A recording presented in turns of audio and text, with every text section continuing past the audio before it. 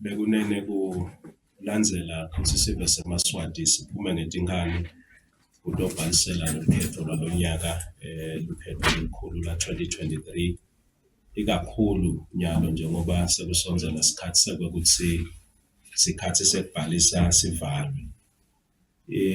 Ingwenyama ikubusisile lokwekuthi libandla kalichubekise lelilanga lekugcina lalekubhalisa lolukhetho luchubekele kuleli sonto lesiyakilo mhla ka-18 June 2023 kutawuvalwa ke nge-6 p.m. ntambama.